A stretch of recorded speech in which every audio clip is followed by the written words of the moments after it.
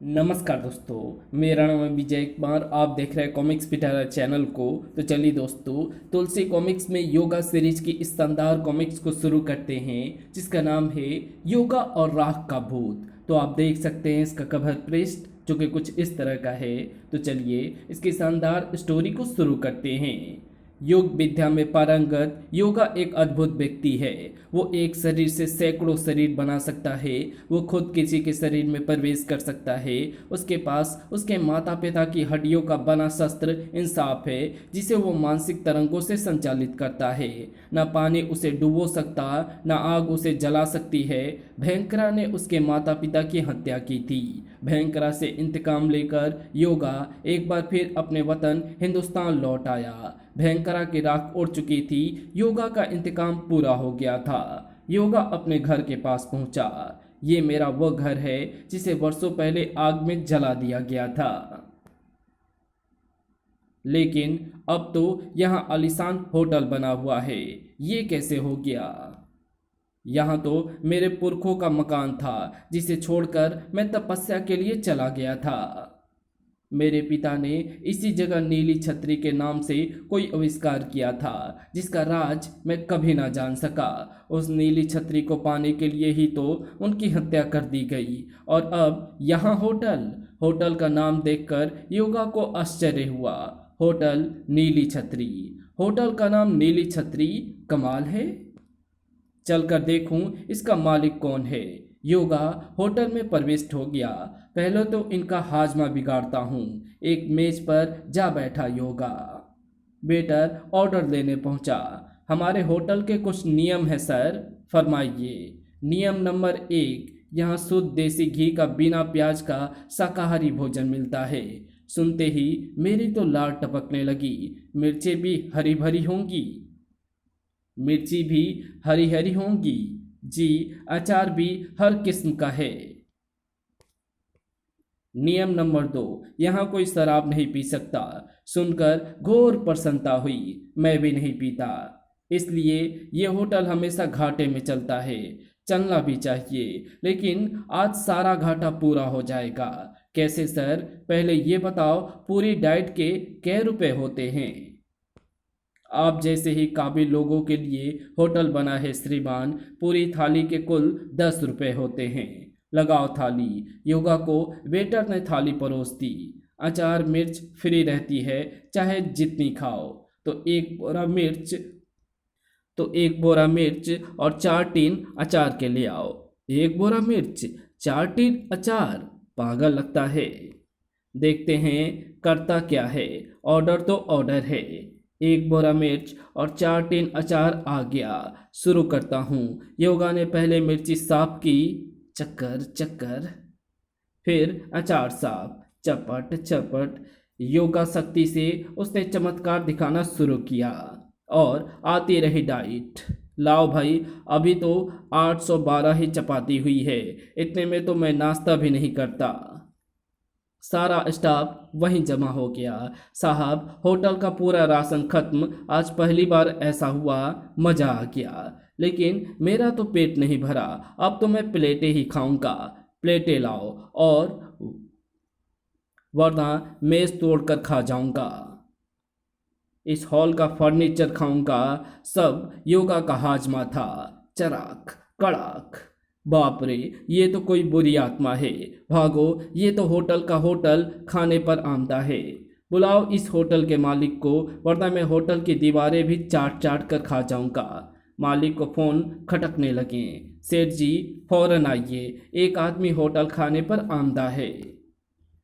मालिक सेठ माखनलाल तुरंत पहुंचा। क्या हो रहा है सब? कौन खाएगा मेरे होटल को? आज तक मेरे होटल की एक पूरी थाली कोई नहीं खा पा रहा है। आज तक मेरे होटल की एक पूरी थाली तो कोई खा नहीं पाया। मैं खाऊंगा ये सब, मैंने खाया है। देखो, अब ये काउंटर तोड़कर खाऊंगा। कड़क। सेठ जी, ये कोई भूत है, इससे मत उलझो। अरे भैया, तुम यहाँ क्यों आ गए? शमशान में राख खाने क्यों नहीं जाते? मैं तब तक नहीं जाऊंगा जब तक मुझे नीली छतरी का राज पता नहीं चलता।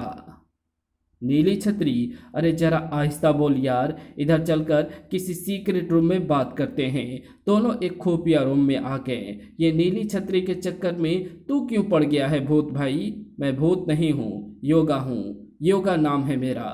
मगर नीली छतरी?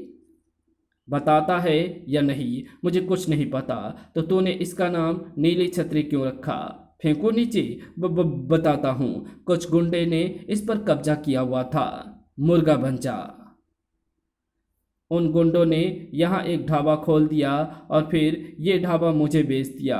मैंने ढाबे को गिराकर बिल्डिंग बनानी शुरू की तो खुदाई में हमें एक डायरी मिली। उस डायरी के हर पेज पर नीली छतरी बनी थी और उसके नीचे ना जाने क्या अला बला लिखा हुआ था जो मेरे पल्ले कभी नहीं पड़ा। अब सीधी हो जा। उस डायरी के अंतिम पृष्ठ में उस व्यक्ति ने कुछ ऐसी बातें लिखी थी जिससे पता चलता था कि वो बड़े ही सात्विक विचारों का शाकाहारी व्यक्ति था।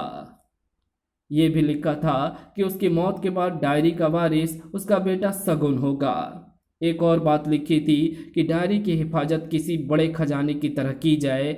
बस भैया, मेरे कुछ अक्ल में नहीं आया तो सिर्फ इतना कि डायरी बहुत कीमती है और ज़रूर नीली छतरी में कोई भेद है।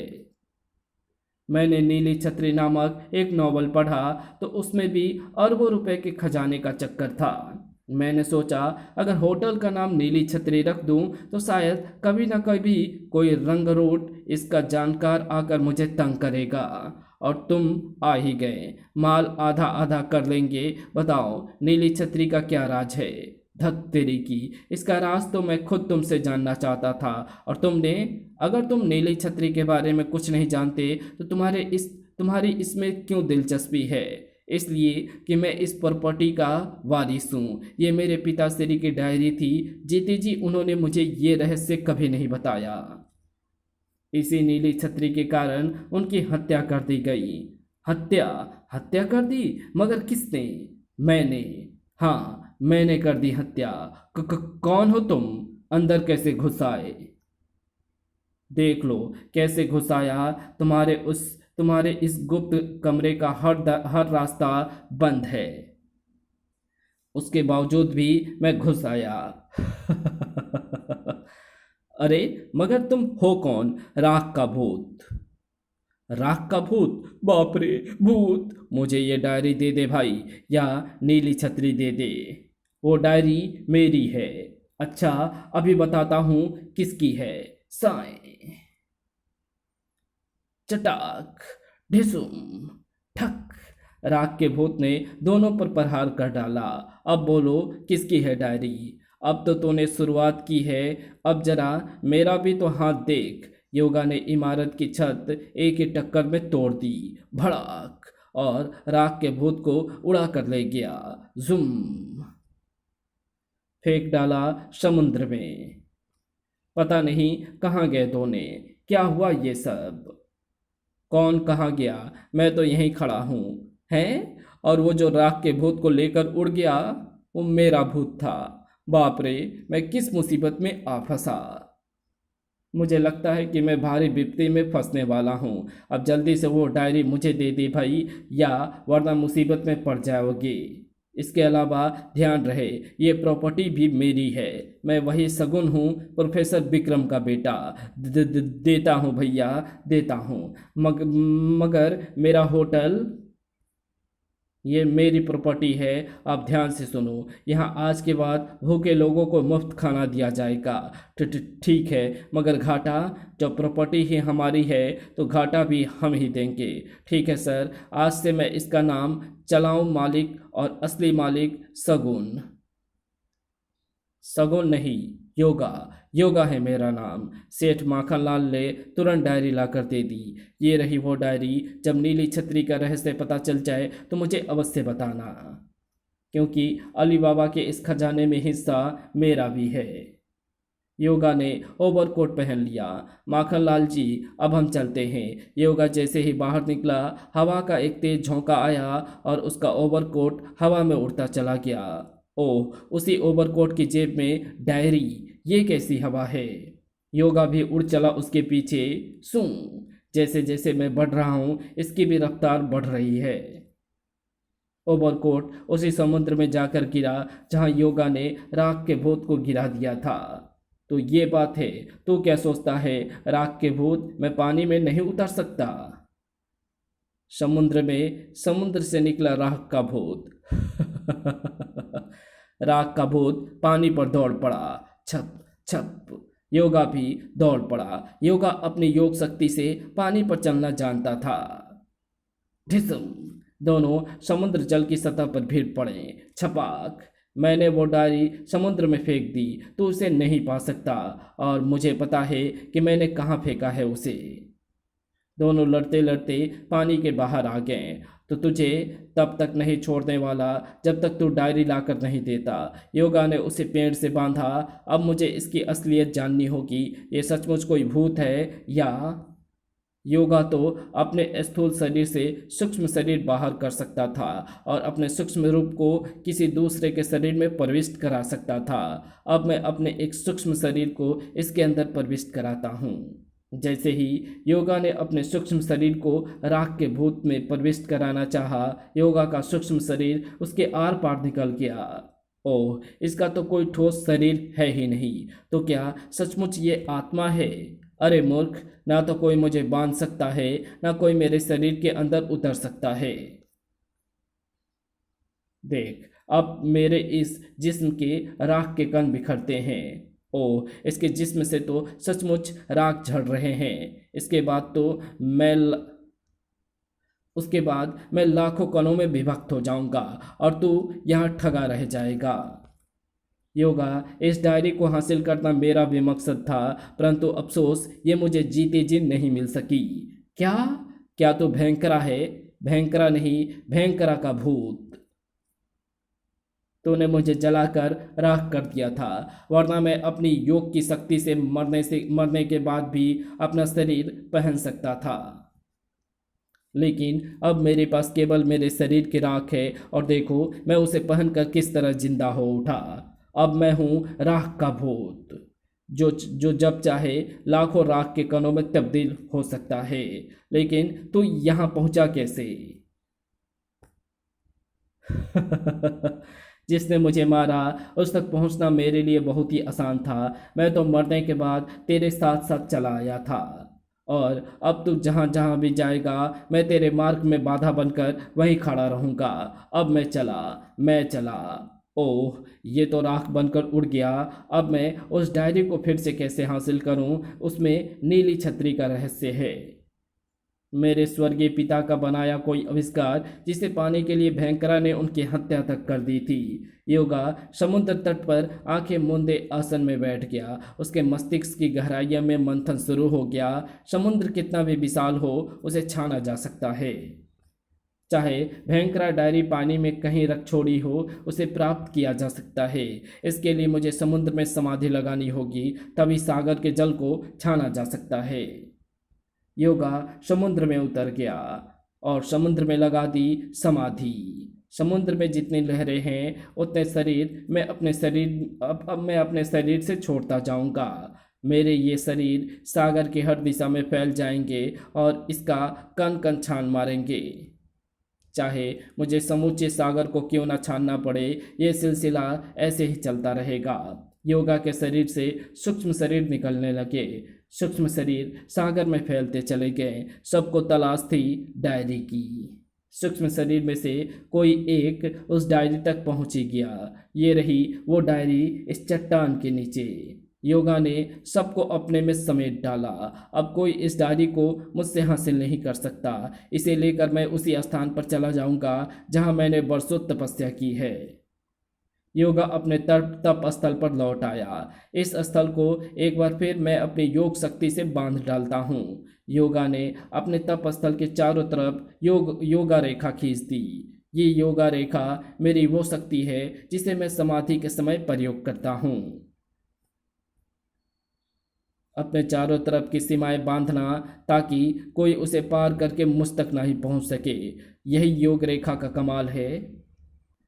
अब यहाँ कोई नहीं आ सकता। और अब मैं इस डायरी का अध्ययन करूंगा। डायरी कोड भाषा में लिखी थी। मैं एक न एक दिन इस भाषा को पढ़ने में सक्षम हो जाऊंगा। लगातार अध्ययन के बाद योगा ने वो कोड भाषा जान ली। ओह, ये भाषा अब मेरे मस्तिष्क में आती जा रही है। अब मैं इस भाषा को उतारकर एक नया ग्राफ बनाता हूँ। योगा ने उसे उतारना शुरू कर दिया। ओह, सब आश्चर्यजनक। नीली छतरी एक आणविक डिश एंटीना है। यदि इसे बना दिया जाता तो हैरतअंगेज आविष्कार होगा। इस छतरी द्वारा हर वो अदृश्य वस्तु और वायुमंडल की तरंगें देखी जा सकती है जिन्हें ना तो कोई देख सकता है ना पकड़ सकता है। ऐसी वस्तु को पकड़कर अपनी इच्छा अनुसार चलाया जा सकता है। वैसे अदृश्य आत्माएं जो वायुमंडल में विचरित हैं, उन्हें अपना दास बनाया जा सकता है। वे अदृश्य किरणें जिन्हें युगों पहले छोड़ा गया था, उन्हें संकलित किया जा सकता है। यहाँ तक कि जिंदा इंसानों को भी अपना गुलाम बनाया जा सकता है।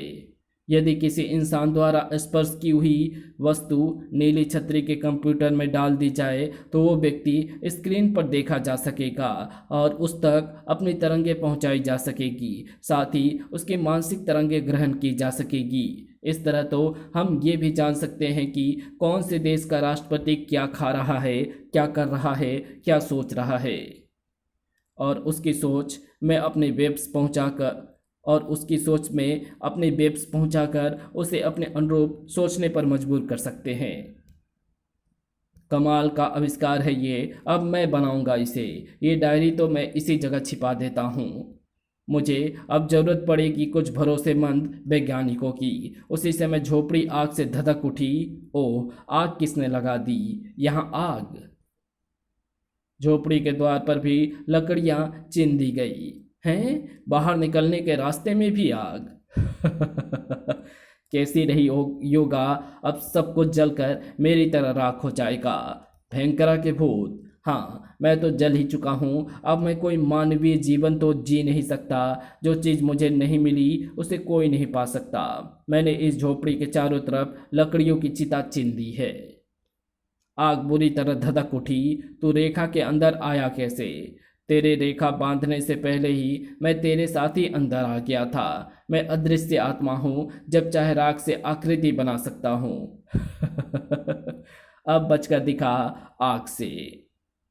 योगा ने आग की धधकती दीवार पर अपने घूंसे का प्रहार किया। ठक तड़ तड़। आग की दीवार तोड़ता, जलती लकड़ियां हटाता, आग के बीच से चलता योगा बाहर आ गया। विपरीत रेखा खींचकर इसे बांधता हूँ। योगा ने योग शक्ति से विपरीत रेखा खींच डाली। सर। अब तू इस रेखा में बन चुका है भयंकरा के भूत, तो इस रेखा के अंदर रहेगा। आगामी अंक में पढ़ें भयंकरा का भूत। तो मिलते हैं इसके अगली कॉमिक्स में जिसका नाम है भयंकरा का भूत। तो आपको योगा की ये कॉमिक्स कैसी लगी और ये सीरीज और योगा जो नया सुपर हीरो आया था, तो आपको ये सुपर हीरो कैसा लगा और ये इसकी सीरीज आपको कैसी लग रही है, कमेंट में लिख करके ज़रूर बताना। Thanks for watching my videos.